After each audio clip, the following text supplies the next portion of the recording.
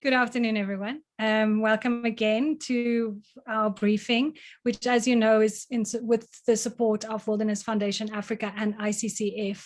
Thank you also, Chairperson, for again, not only joining us, but for hosting this briefing with us. As you know, we have, of course, previously discussed climate change with Kumi Naidu and also with some of the young activists. But recently, of course, as you know, the Intergovernmental Panel on Climate Change, or the Ipcc, released a report that made, rightly so, a lot of headlines. And it has such a lot of really important and also disturbing findings in it that we thought it would be useful to look a bit more closely at what the implications of this report or the truths in this report would be for South Africa. And then in particularly also how we can mitigate some of those disastrous consequences if we act now, and particularly you, of course, as policy and lawmakers.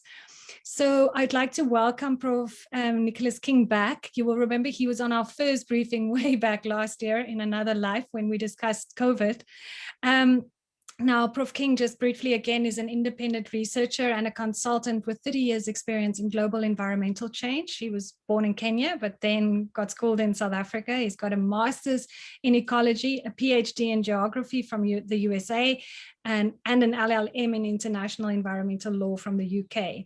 He holds an extraordinarily, I don't even know how to say that, professorship at Northwest University in the School of Geosciences, and a part-time faculty post at the University of Stellenbosch's Business School, where he teaches modules on sustainability.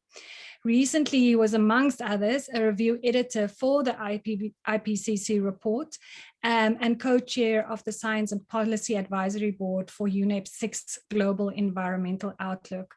The CV is much longer, and I can post that all out to you, but you get an idea. He knows what he's talking about. Nick, thank you very much for joining us again and for your time. And I'm going to give it over to you, and then as usual, we'll have a discussion and questions and answers afterwards. Great, thanks, Melanie, and thanks for the opportunity to talk to the honourable members. I would like to sort of touch briefly on the background of the Ipcc, because it's really important to understand the extent and the credibility, I think, of that process. And then on an overview of the 6 assessment report's findings, and then try and bring that down to what does that mean for South Africa, and particularly if I know you had a briefing with some youth activists. What sort of world are those youth and next generations going to be growing into? And what are our options as a country? And so I think we'll try and keep it fairly short in order to open up for some questions, but I would like to cover those different areas. So I think right now, certainly all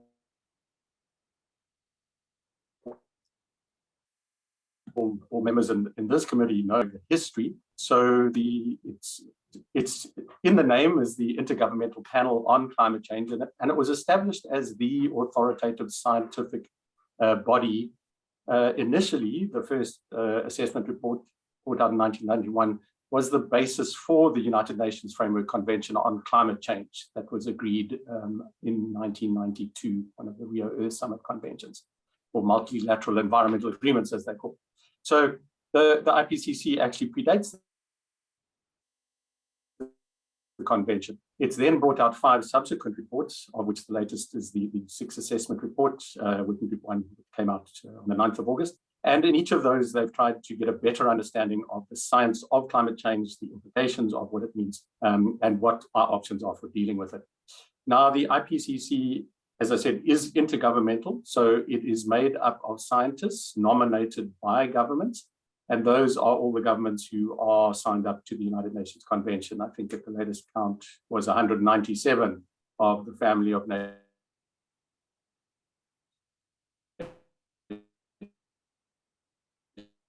under the UN. So, for example, if you're paid to do the work, all of them are employed within either governmental institutions, for example, in South Africa, the CSIR, or in government departments or universities. And they are nominated by those governments to serve on the Ipcc. The reports are carried out, or the assessments are carried out over a number of years.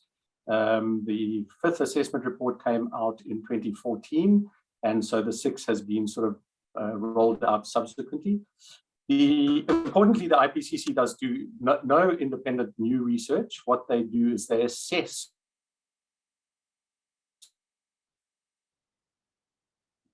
all of the latest recent 1,000 new peer-reviewed publications since AR5. And there are over the 2,000 scientists, the best climate scientists and lots of other scientists, social scientists, ecological scientists are involved in the AR6 report. And then very importantly, the summary for policymakers, which is always the document, which is the basis for which policymakers then are making the decisions. As with other international convention processes, the summary for policymakers is negotiated line by line by government.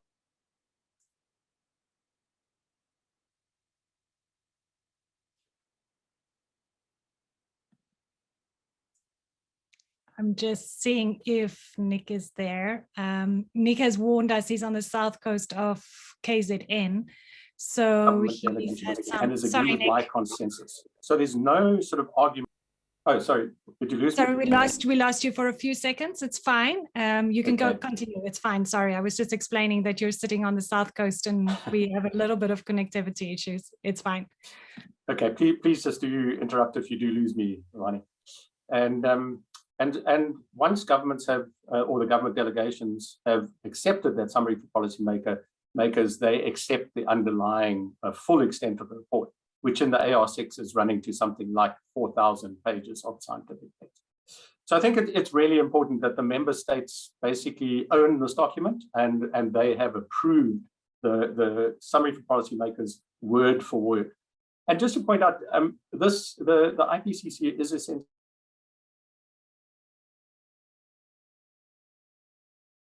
the biggest scientific endeavor. It is vast and it runs over years, and there are so many people involved. So I think and it's unquestionable in what those findings are, and it's accepted by governments. Okay, so what is the sixth assessment report telling us? Well, right now we only have the Working Group 1 report, but that is dealing with the physical science basis of climate change. Working Group 2 will deal with adaptation options. So what do we need to do for climate change impacts that we are going to experience? And then Working Group 3 deals with mitigation. So how do we try and prevent further climate change? How do we cut the carbon emissions which are causing it? So Working Group 1 has stated that it's actually unequivocal that climate change is a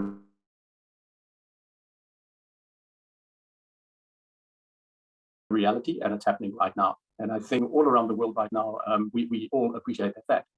However, they use the word unequivocal too for the fact that it is human-induced or anthropogenic. So it is through human activities, emitting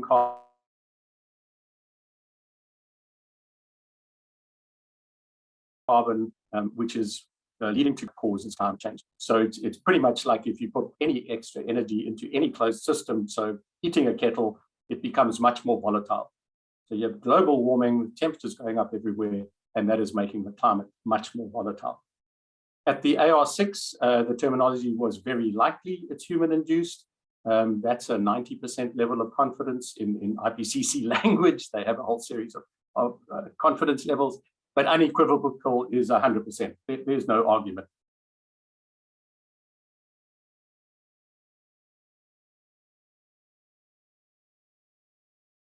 That it's happening and we're doing it.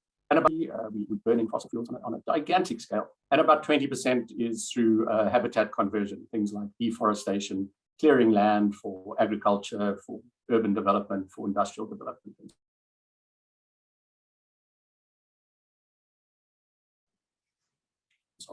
Because the media coverage is calling this code red. It's a real wake-up call where we are. And it's basically saying that there are 5 scenarios from a best case, the worst case scenario. We're currently on the trajectory of that worst case scenario. So climate change is happening much faster than we've expected to date, and that we've been modeling as sort of middle of the road. And we really need to try and turn this trajectory around as fast as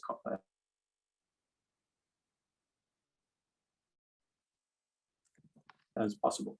In all of those 5 degree target under the Paris Agreement within the next 10 to 20 years. That's much sooner than had been expected. We're already at about 1.1 degree above the pre-industrial average. But in the best case scenario, we can hit the 1.5, go slightly over, and then towards the second half of the century, bring it down below 1.5. So avoiding the worst impacts. But we can only do that if we do a 50% reduction in carbon emissions by 2030, so within the next 10 years, and then by 2050 have got into what's called a net zero trajectory. So we are no longer putting out carbon emissions, and we're actually withdrawing some of the carbon emissions that are already in the atmosphere. So that requires a massive and urgent transformation of the way that we function as human society today.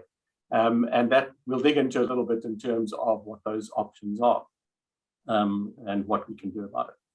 But essentially, so what does this all mean for South Africa? Well, in South Africa, we're in a very dire situation. We are already a warm and dry country. We only receive about half of the global average rainfall in South Africa, so we turn semi.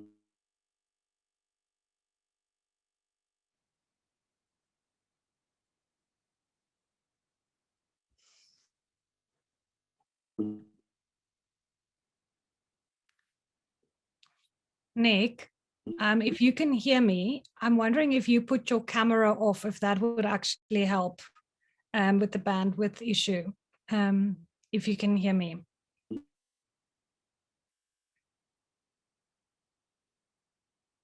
Alternatively, we'll have to get Nick just to call in.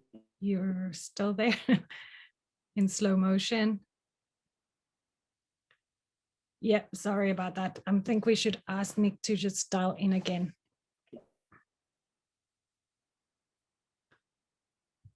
Yeah, he's off, right?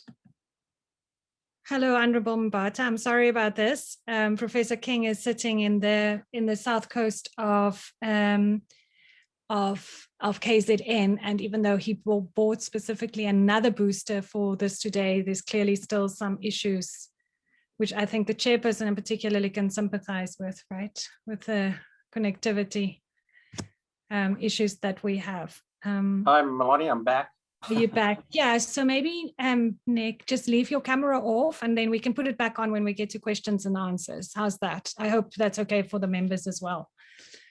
Yeah, look, if that's going to keep us connected, that'll be great. So sorry about that.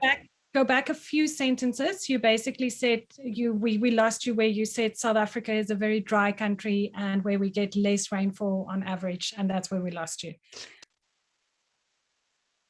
Okay, so we're already what's termed a semi-arid country. We only get about half the global average rainfall. And with global warming, everywhere is going to get hotter. And with South Africa already being hot and dry, we're going to get hotter and drier. In more temperate regions, it's going to get hotter, but they may get hotter and wetter where they are already wetter. And that means things like rain-fed agriculture in South Africa is going to be severely compromised. And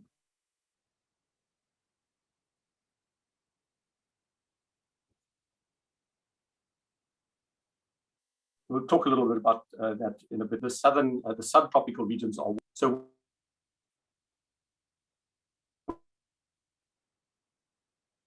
When we talk about a global average of 2 to 2.5 degrees warmer than the historical average, so that means it's even more urgent for South Africa to be trying to both reduce our contribution to climate change, but negotiating very, very strongly on the global stage to try and prevent any further increase in global temperatures. So if we look at what this might mean for South Africa's youth and future generations, I'm not sure if anybody saw that UNICEF just brought out a report in the last week where they're talking about climate change as a child rights issue.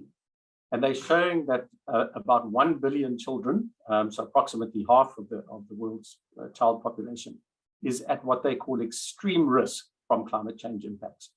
And in that report, or together with that report, they published a child's climate risk index for the first time, in which they look at the vulnerability and exposure to climate risks for children.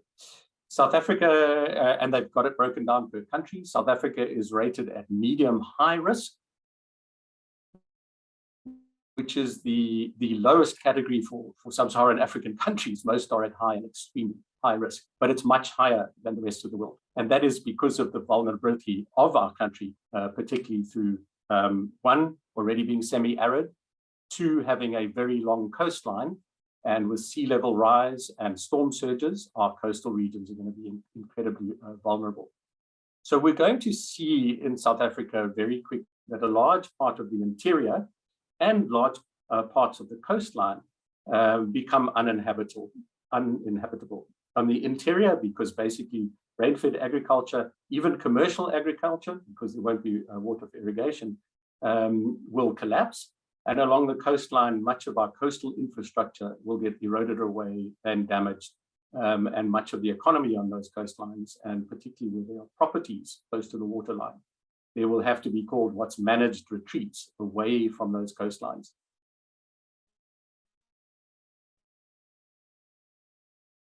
And that's something which is starting to happen yet, but particularly where we have transportation lines, railways and roads right along the coastline, we're going to see some severe disruptions to our infrastructure. So for the youth, we're working currently a project underway in looking at what does this mean for future generations in particular, in terms of intergenerational equity. And there's a court case that has just been undertaken in Australia, brought by a group of children, in which the government was found to have specifically a duty of care for their citizens, but particularly for children going forward, as being the most vulnerable in society and the least. So these legal cases are being brought extensively around the world. Australia's is the first one where the duty of care for the children has been found to be a government responsibility. But I'm sure for all honourable members, you're very well aware about our own constitution and the rights to a healthy environment. And it is very likely that the South African government is soon going to be tested on this as well. South Africa also has an obligation,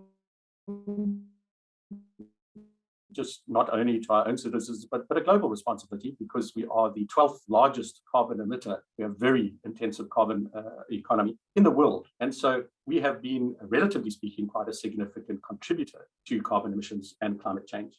And so we need to address our contribution to what these impacts are. So what are our options on this? If we're going to see, for example, considerable harms, not just currently, as we're seeing these extreme events around the world, and we variously had in the country something like disaster relief. The latest figure on that drought disaster relief is over 1 billion rand spent or allocated to the farming communities across the country in things like livestock fodder, boreholes, and so on, trying to alleviate the situation. Is that it's going to require a whole of government approach, a whole of society approach in terms of changing the way that we have constructed our society. And whilst COVID is obviously a huge issue and a huge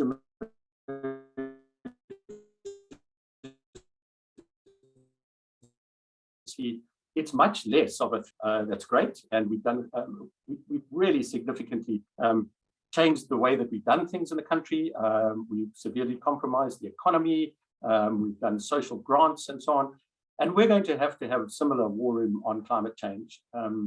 The Presidential Climate Commission, which was recently established, is going to have to be given much greater authority, and we may need to think about, for example, a minister for climate change, or climate change, addressing climate change transformation, in order to make sure that we're actually allocating enough authority to get the changes we need. The socio-economic challenges which climate brings, though, is a huge opportunity for us to change the way that we have done things in the past, because basically addressing these climate change threats is going to be addressing a lot of the inequities we already have in our society. So whilst South Africa is one of, if not the most unequal society in the world, we have a vast proportion of the population unemployed. We have a lack of sanitation and water to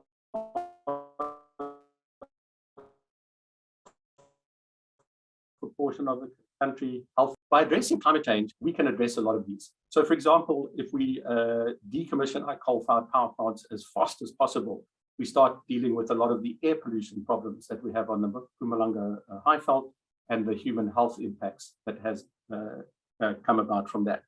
We start dealing with a lot of the water pollution problems. And because water is so scarce, it is going to become even scarcer. That helps us address some of these climate change challenges. In a lot of the research that's being undertaken around the world, it shows that there are more jobs to be obtained out of renewable energy and investing in renewable energy than there are in the fossil fuel sector. And these, of course, are clean jobs. Nobody has to go down a coal mine and work at a coalface in renewable energy. The benefits of renewable energy are absolutely enormous. Besides the fact that currently the science is showing us that the economics of renewable energy, it's already the least cost energy source available to us. Much less power stations, let alone the operating costs of those. And so what we can do by switching our energy sources as fast as possible off fossil fuels to renewables is that we can address a number of these socioeconomic issues that we are wrestling with. And one of the key issues around renewable energy benefits, if you like, is that, first of all, it's free. Okay? The energy coming from the sun and from the wind and even hydropower, hydropower because of extreme rainfall events, it's not a good option, is that you don't have to pay for the fuel. You're not paying for the coal, you're not paying for the oil, you don't have to mine them, you don't have to transport them, you don't have to burn them and create polluting carbon. Renewable energy as such can be distributed, it can be decentralized anywhere. So the opportunities to get electricity, particularly energy, to rural communities is massive with renewable energies. You can essentially install solar power, solar panels and windmills anywhere around the country that the wind blows, and obviously the sun shines everywhere. And that means you can get electrification to people who don't have to depend on being connected to the national grid, which is hugely expensive, obviously, to construct that grid. And also it's very vulnerable to extreme weather events. So decentralizing and distributing renewable energy generation is a massive boost to rural communities, to health services, to education, everywhere around the country. It's a very, very exciting opportunity for us to address many of these socioeconomic challenges that we wrestle with by leapfrogging forward into basically the technologies of the 21st century and not trying to hold on to the technologies of the past. So that's not to say that in the 1950s and 60s, having coal-fired power stations and a centralized utility like Eskom wasn't the way that you achieved energy security. It certainly was. But today, that model is completely outdated. It's a dying sector. And we need to get into the transition and obviously a just transition where we take care of all those workers in the coal sector. We retrain them, try and re-equip those industrial towns to become manufacturing centers for renewable energy and so on.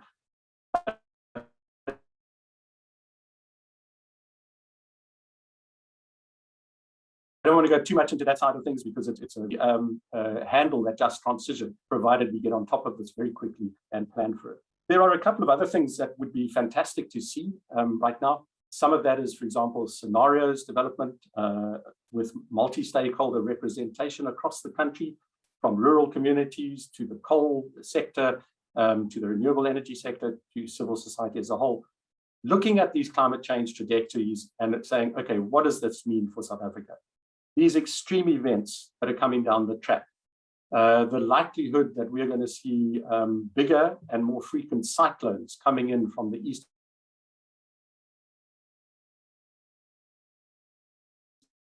coast. Cyclone Idai hit the city of Beira and displaced 2.2 million people in Mozambique. Those cyclones are coming further south and they're getting stronger under climate change.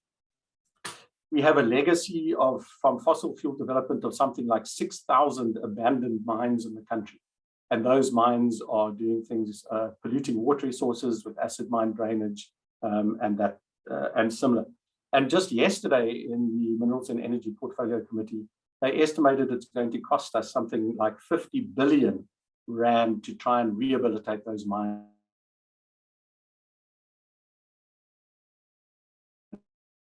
even if that is possible, and adopt and adapt these new technologies. South Africa has the opportunity with our science and technology capability to become a global leader in renewable energy, in manufacturing of things like solar panels, in being able to distribute these across the continent.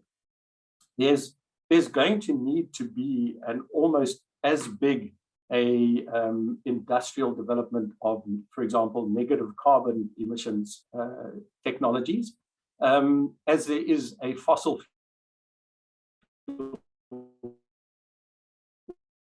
sector today, or has been today. Again, with our science and technology capability in South Africa, we're really well placed to be at the vanguard of this, rather than sort of holding on to the past. Even the International Energy Agency, which is the sort of de facto industry body around energy generation around the world, in their annual report in May this year said, we cannot afford any more new fossil fuel development anywhere on the planet if we have any hope of staying below 1.5 degrees C temperature increase. And so, you know, South Africa is basically bucking what the science is telling us, where in our integrated resource plan, we have still 1.5 gigs or 1,500 megawatts of new coal still planned to be built. These are going to be what's called stranded assets. They will need to be decommissioned within sort of 10 years or so. As we say, as I was saying, the AR6 is saying we need a 50% reduction in carbon emissions just in the next 10 years to give us any chance of staying below 1.5 degree temperature increase. And with that 1.5 temperature increase, all of the extreme weather events we're seeing around the world, where we're at 1.1 degree right now, will get worse and will get more frequent. If we go over the 1.5 degrees C, up towards 2 degrees, they get even worse and even more extreme. Our infrastructure is not built to do with these extremes. So, for example, we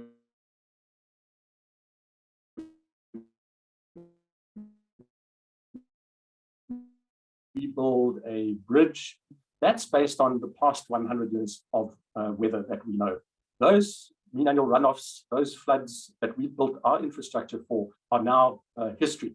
They are going to be way, way exceeded as we go forward. As you can see in all of these events that are happening around the world, they are extreme events that we simply haven't built our societies and our infrastructure to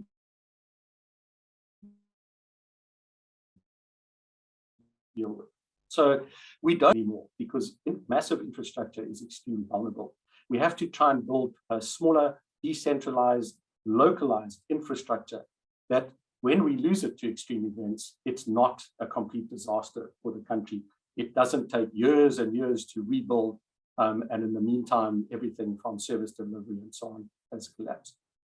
We need to look very, very seriously at these impacts and how it's going to drive people off the land, particularly rain-fed agriculture, farming communities in the interior. And we're going to get this massive in-migration to our informal settlements, where we already have huge problems with service delivery and so on, because people will lose the ability to basically live where they currently live with increasing extreme heat events.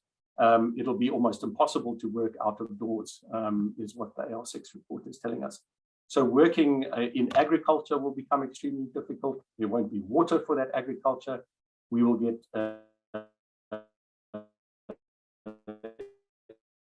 increases in pests and poor generally, but also within those communities, children everywhere, youth, the elderly, and the infirm, who are all the most vulnerable, are going to be the most severely impacted. So climate change overall is a human rights and a equity and a justice issue. And South Africa has a strong reputation since the change of government in 1994 that this is what we stand for. And so if we want to maintain that reputation, and if we really want to deal with these challenges, and they are extreme challenges, I don't want to underplay them at all. We need to try and get on this as fast and act as urgently as possible. And the key point really is to say, it isn't impossible.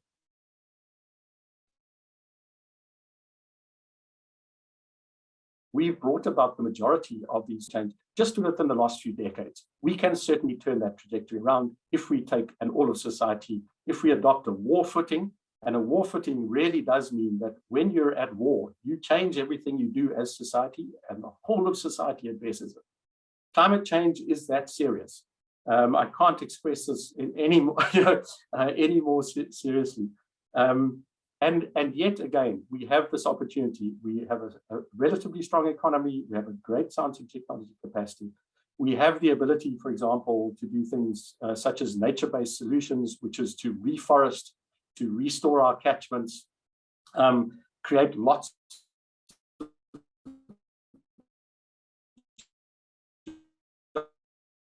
jobs in that, restore, take on renewable energy, phase out our coal-fired and carbon-intensive side of our economy as fast as we possibly can. And really the key issue here is to see this as it's a systemic change that we need as a society, not just in South Africa, but globally. And increasingly, that is coming to be realized. And the AR6 really, the sixth assessment report of the Ipcc really emphasizes that fact that business as usual is the current trajectory we're on.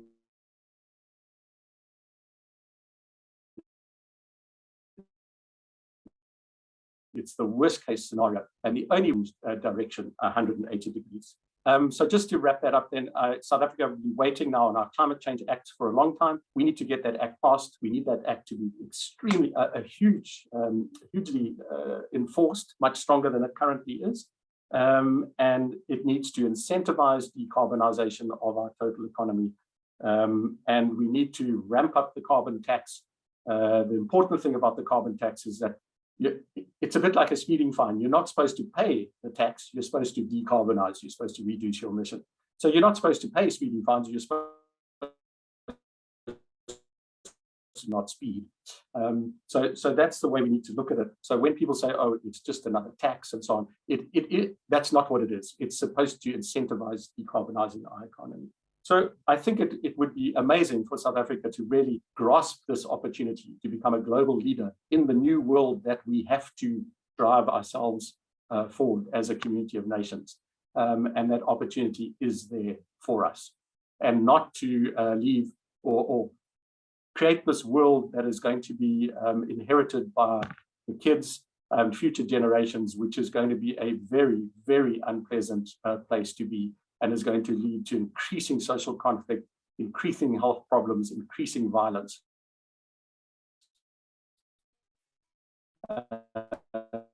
That's not the legacy that we should, and hopefully that will stimulate some questions. Thank you. Thank you, Nick. And sorry, Honourable members, I think you could get most of that. It was almost like the internet caught up every time. It kind of slightly faded out, it caught up again. So you could usually hear the whole sentence in the end. So I hope that was clear. I can see Hannah's already, Honourable Winkler's already got her hand up. Do you want to go ahead? And then we'll get the others' questions. Thank you, Melanie, and then thank you, Professor King. It was once again a very informative, I think, unpacking of the situation, which is increasingly becoming more dire. What I'd like to know is, I mean, I've really done a lot of research and I've been on so many presentations, is what is the real impediment to self-generation in South Africa? My understanding that there are obviously problems with the regulatory environment. So besides that, or is that the main impediment to encouraging the self-generation? And as you say, boosting this industry. of solar panels for the rest of the continent, and creating, I suppose, the innovation and the technology for renewables. And then with regards to the larger infrastructure, you know, government is super expensive. They don't have the money, but there is so much foreign interest and interest from also the private sector. So I don't understand the sort of like reluctance and the sort of excuse about, you know, there not being finances for the massive infrastructure that's necessary to set up these grids, etc. When there is this funding available externally and internally. So maybe you can elucidate on that a little bit, please. But thank you so much. Sure. And I'd be very happy to do that. So yes, it's a regulatory issue partly, and there's been a lot of uncertainty around that. And in fact, since 2015, we basically haven't had any completed bid windows around renewables. The first 4 bid windows up until then generated, if I remember correctly, about 2 billion rand of private investment and 8 gigawatts of electrical additions to the grid. So it was fantastically successful. That was just in 4 years. Those 8 gigs are pretty much what Medupi and Kusile together are giving us after 20 years and 230 billion rands worth of our investment, not foreign income. So the regulatory uncertainty is a huge issue. The president's recent overriding of the Department of Mineral and Energy's 1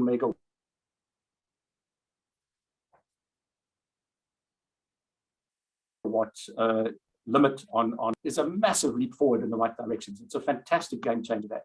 But in all honesty, the Department of Mineral and Energy seems to be the problem here. It seems to be the impediment. It doesn't seem to be wanting to leap ahead into renewables. It seems to be wanting to, as I said, the ILP is talking about building new coal-fired power stations.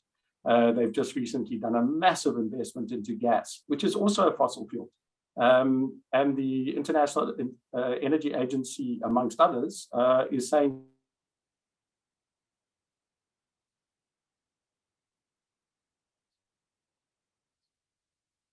gas was 10 years ago before renewable energy has become, the technologies have advanced so quickly and becomes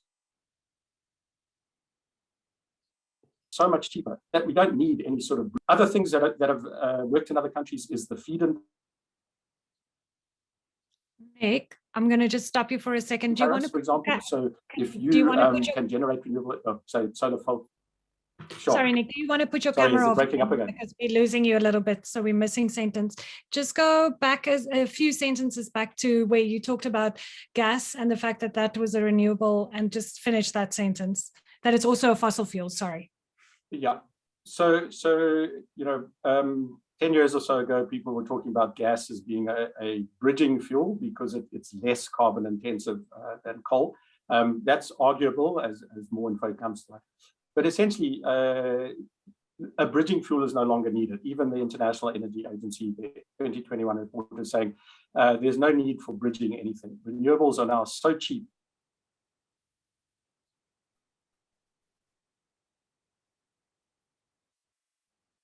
Are you still there, Nick?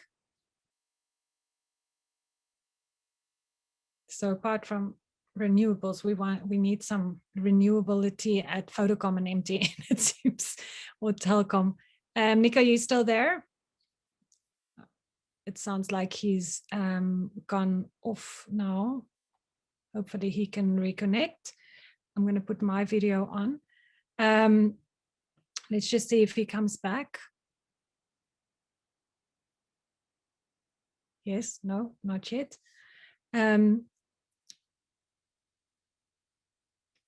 No. Yeah, he'll come back. I'm sure he'll reconnect. Let me ask. Hi, Melanie, I'm back.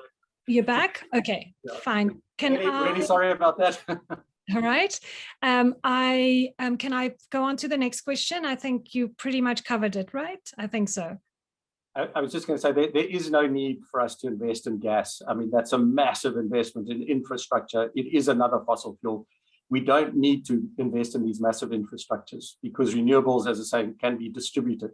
So even your transmission grid can be curtailed because you don't need to be transmitting this energy right across the country like we do currently from the Mpumalanga Highveld, from Koeberg, etc. I'm very happy to engage with any of the members after this meeting on any details. Melanie, let me please just say that. So if there are specific questions that you might have lost the answer for particularly. It's perfect. Maybe you can also put your email address in the chat room, then they can just copy it from there. Honorable Singh, your hand is up as well.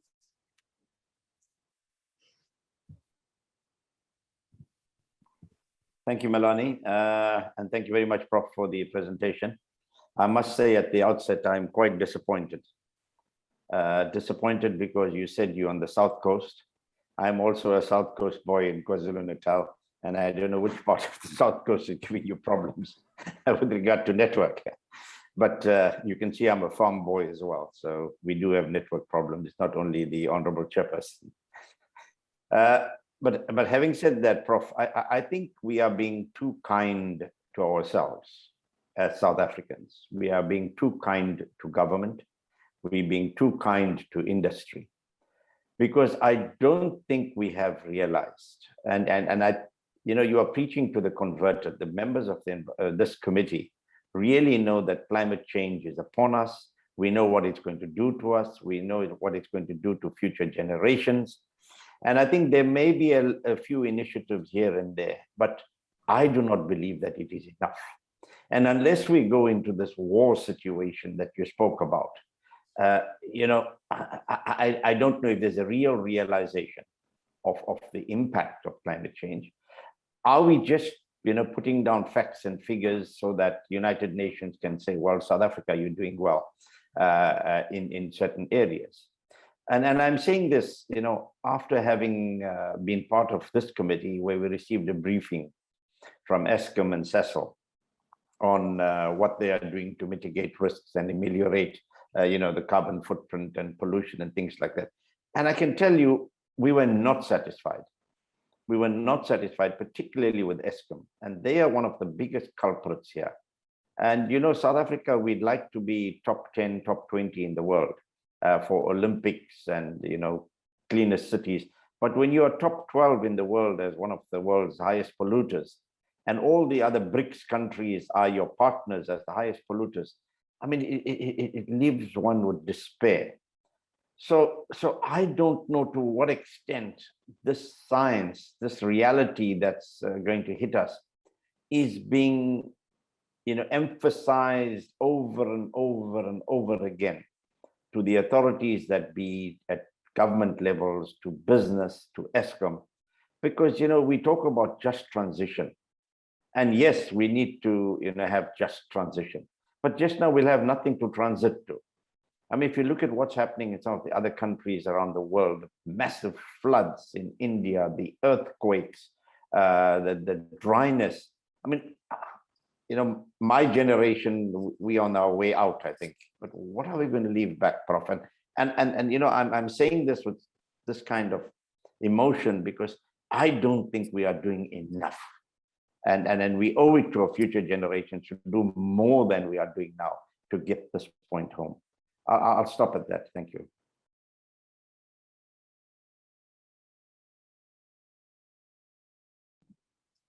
Nick, are you there? Did he leave us again? I missed that. I think none of us can deny, while he's popping on back, the frustration that, that we, all of us who feel very strongly about these things, share this frustration that you have, and I think this is really the challenge, isn't it? The thing that struck me about what Nick said was this, which your point is as well, is that if you don't have a coordinated effort as government, so it's not only the environmental committee, or it's not Barbara Creasy's problem, it becomes the whole government's problem. It's not, because every single government department is going to be affected by it. And then if you don't then get business and parastatals involved, like you rightly say, Eskom is still the biggest polluter, but coal power stations, then what use does it have that government doesn't, that government has the nicest plans, etc. I mean, while we're waiting for Nick, it's very interesting what you were saying about the briefing that you received. What is there? I mean, is there going to be any follow-up on that, or coming back on that? Yes, I think if I may, Honorable Khas, I'll just say that, yeah, we received, a briefing from Eskom and Cecil, and then we received a briefing from the department because we wanted to know what is the department doing in terms of enforcement, et cetera, et cetera. And sometimes, you impose fines, you say the polluter pays principles, but some of these polluters don't care about the fines because, it's negligible when you look at the bigger picture, their turnover, and they pass on all these fines to us, the poor consumers, So I don't know. I mean, I think we caught between the rock and a hard place with Eskom being the, major producer of electricity in the country. Hopefully all these new initiatives will change things, but Cecil, I personally was quite impressed with the kind of interventions, but not with Eskom. Not with Eskom. And I don't know if my other colleagues will have, share the same views as me, but maybe I'm exaggerating or being over emotional about this. I don't know. It looks a little bit like we've lost Nick now completely. It's completely gone out. I wonder while Nick is, if we can reconnect, otherwise we can always catch up with him again. At least we got most of his presentations. I wonder if I could just ask you, honorable members, we wanted to do another briefing next Wednesday at the same time, 12 o'clock. And I apologize that they're so quickly to one another, but it's partly because your parliamentary session is very short during this time now. And we know that you might or might not be heading to local government elections. And the briefing that we want to have next week is, as you will recall, the high-level panel, Barbara Creasy's high-level panel, and now also the draft policy that's coming out talks a lot about One Welfare and One Health. But I think there's a lot of confusion at times about what exactly that means and how it should be interpreted. So we've got two speakers. The one is Prof. Vanda Makota. She's from Pretoria, and she is on this high-level panel that is a global panel that was, I always have to look up the name. It's the OIE, the UN Food and Agriculture Organization, WHO, and UNEP set up this intergovernmental panel to look at One Health, and they're advising governments on what exactly, how do you prevent a future pandemic, but specifically also looking at the environmental and animal side of it, because of the zoonotic side of it. She's the only South African representative on it, and she's also one of the co-chairs. And then we have Kelly Marnovic. She was on the high-level panel as well of Barbara Creasy, but she's a real expert on the concept of One Welfare. So we thought, since you are going to have to look at the policy and legislation very soon around linking to this whole concept of One Health and One Welfare, that we thought it might be useful to have what I think would be a fascinating, they're both absolutely brilliant speakers on this topic. So I just wanted to check if you are okay with us going ahead next Wednesday again at 12 o'clock with a briefing, and we'll make sure the connectivity is better in that case. You can just pop in and talk if that's okay. That's great for me. Thanks, Melanie. Thank you, Cheryl. Does that seem okay? I see the chairperson has got his hand up, Melanie. The chairperson, sorry. Yeah. But just to say that next week our plenary starts at 2 o'clock and not 3 o'clock like today. All right. So it's going to be quite tight. Tight on time, yeah, if that's okay. Chairperson? Yes, no, in fact, when I raised my hand, in fact, it was prompted by Honorable Singh. I think we will have a follow-up session with Eskom as well as Sasol, because both of them, they actually invited us. There are two invitations that are standing, but especially after the compliance report by the department, I think we might want to follow up on those. So I think we'll do that. And well, I think as long as we take into account our program for next week, Wednesday, I didn't look at it. then I think there's no problem. But generally, I think all of us, we agree that climate change is the way to go. There's a lot that we need to do. And I think we need to focus more on what those who talk about just transition.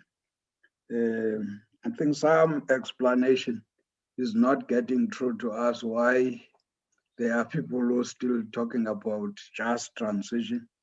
And so maybe there's need for more clarity on that. Why?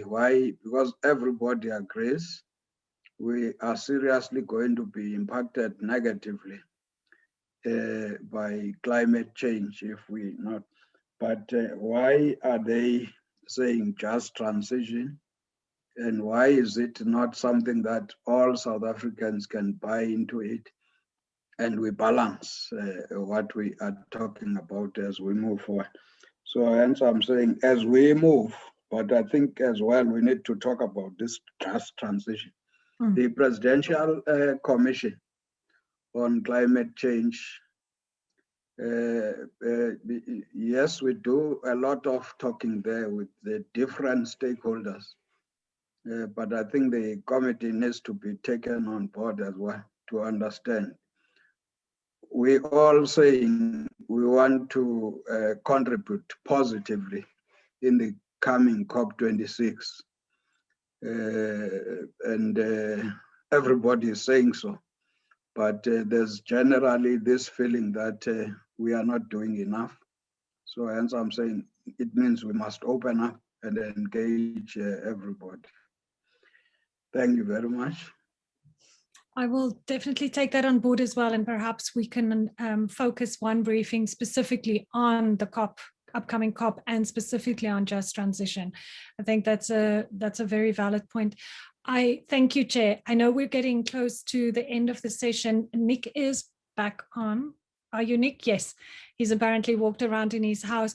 I don't think it's particularly useful to take more questions because I think we're going to run into connectivity issues again. Please take Nick's email. It is in the chat room there, and you can communicate with him directly. But Nick, I'd like to give you just sort of closing, as a way of closing. You might actually touch on the issue of just transition as well that the chairperson just raised. And if there's anything else, I don't know exactly how much you heard of Honourable Singh's comment. If you want to just come back on that as a sort of closing one. Nick? Nick? No, he's not there. Now, Honourable Singh, you'll have to help there in the South Coast, definitely. Honourable members, I do apologise for the connectivity problems. We actually checked it 2 days ago and it was okay-ish. We thought we'll manage. So I really apologise for that. We try and keep it strong usually and not have this kind of difficulties. But thank you very, very much for attending. I will send out the connection for next Wednesday. Chairperson, it was a time that the committee clerk said that should be available. We'll try and keep it really tight, but you still have time for lunch before you have to go into the session at 2 o'clock. And then, yes, we'll be back if there's anything else. And please do communicate with Nick directly if you have anything else, or with me, and I can forward it to him. And thank you once again for joining us today and for spending the time.